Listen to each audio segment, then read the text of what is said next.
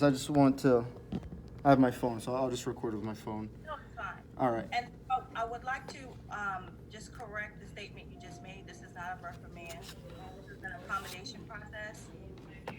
There's no disciplinary actions or reprimand in this process. This is a courtesy meeting, just to give you an opportunity to ask questions about the interactive process. All right. Um, so, so that's pretty much what happened during the interactive process. And so I have Katina here with me as a member of HR to sort of walk you through the next steps and what that means. All right. So essentially, per Siobhan's, what she was just saying to you, because the university is not able to accommodate you, you're going to be placed on paid admin leave, essentially starting tomorrow. As I understand, your normal schedule involves Saturday and Sunday.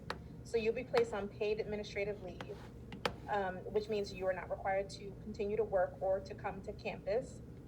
And the temporary paid leave period essentially is considered a period of transition before you'll be placed on unpaid leave status, which will be through December 31st of 2021.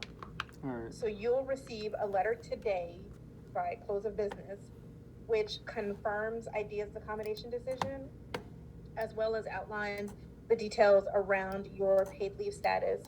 And it'll also provide further contact information for myself and for IDEA, and also information regarding if you would like to get more information about the interactive process in and of itself.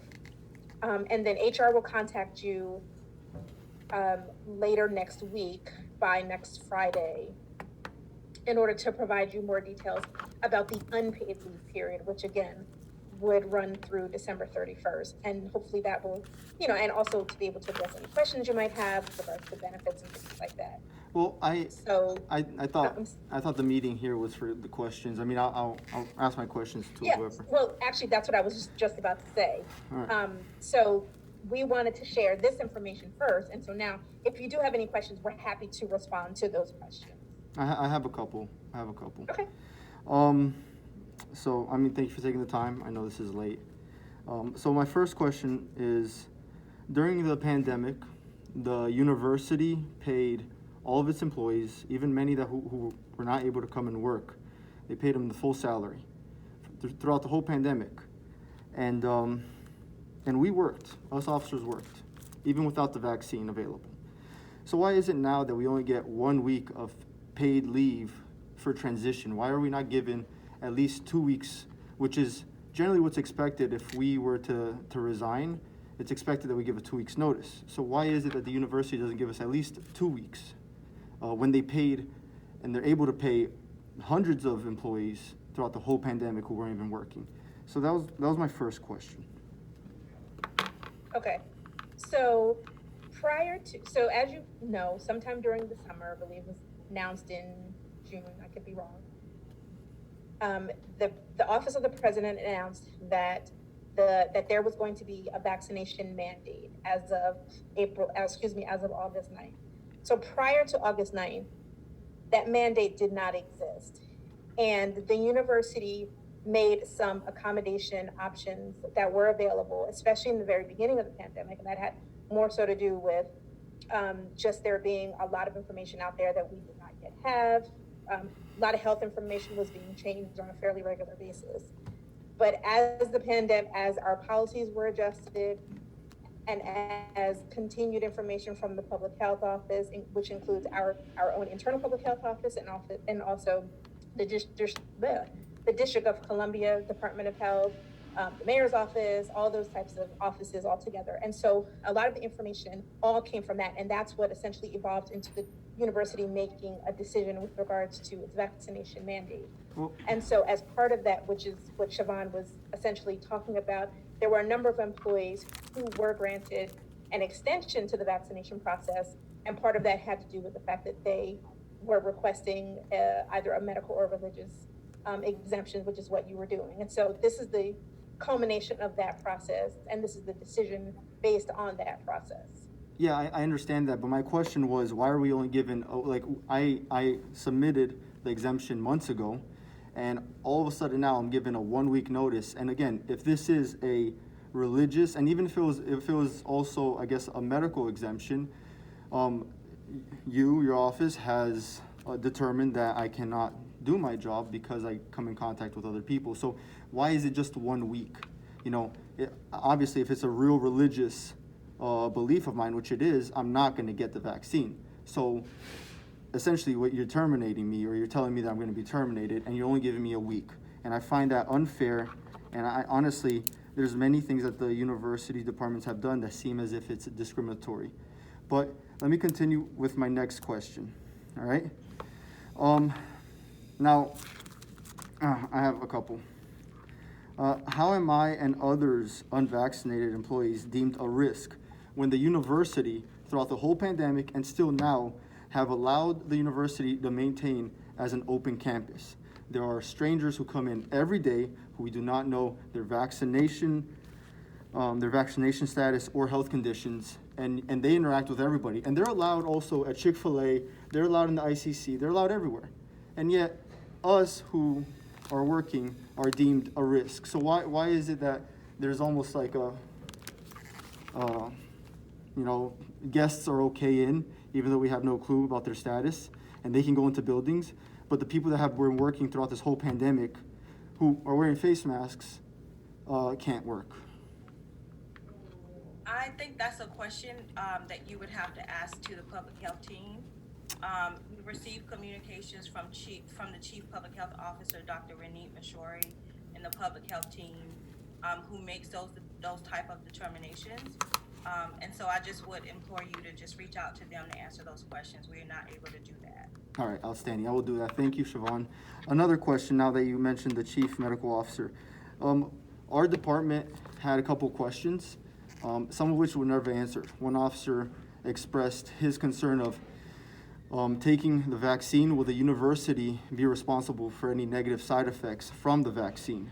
And we never heard back. So right now, as it stands, the government is protecting the manufacturers of the vaccine so they cannot be sued.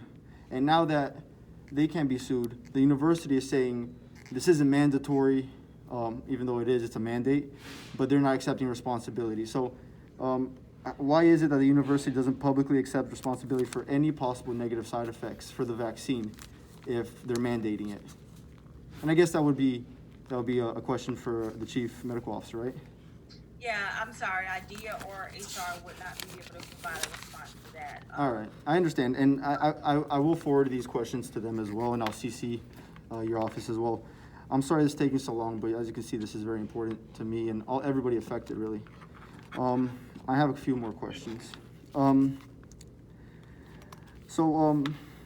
What efforts has the university or the Office of Accommodation made to accommodate people like myself? There's 300 positions open, more.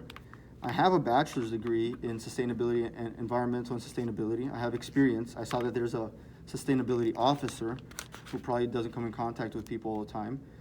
What has the Office of Accommodation done to try to accommodate for people like myself? Well, I can tell you this, IDEA is not able to provide you with any information about an interactive process involving another employee, right? But what we can do is inform you of what steps we're taking in yours. And again, you'll have all of this in writing in the letter that you receive, and it'll walk you through the IDEA interactive process. You were determined to be a health and safety risk to the community being unvaccinated at the point of the mandate, right? Which is why the mandate was created in the first place. What we've done, because you initiated this process, we granted you an interim accommodation to remain working in your role on campus in the communication you received from our office, contingent upon those things that were outlined to you, such as routine testing, symptom monitoring, the badge requirements, all of that, right? So you've been receiving an interim accommodation while we work on trying to accommodate you in the workplace. And as you know, that's been a couple of months at this point, right? And so what we've done, and all of this is outlined in the letter, is we've gone back and forth with your department. We've gone back and forth with HR. We've gone back and forth with public health to determine how best to accommodate in the workplace. We determined that that was not possible. Um, So sorry for you know, interrupting, but sorry for interrupting. If I can chime in, what about night shift? We wouldn't be interacting with many faculty or staff because they don't work at night, and honestly, the student interaction would be also minimum, because mostly what you do at night is prevent people from sleeping, stealing, breaking things and properties. So why wasn't it even thought of night shift? I think that I think that these are all questions that you could raise if you wish to request a reconsideration, right? But I do believe that the risk was the same, regardless of which shift that you were working on, because your position description is not shift specific. It was based on the responsibilities in your position description that required close contact. And I understand there could be situations where there's minimal contact, but it doesn't mean that it's, that that's not something that's guaranteed. It really depends on that day and that moment. Yeah, I mean they So have close contact with I the. will say that we've assessed those Oh, sorry. options as well. I mean, they have close contact with the general public who we have no clue they're allowed in, but we are punished. All right, so all right, so we've already been somewhat, you know, at least the people who have not been vaccinated have already kind of been singled out, and in a way possibly even considered discriminated against by being forced for us to wear the mask in and outdoors, while those who are vaccinated only wear the mask indoors. Now, I think that that's a question for the public health office.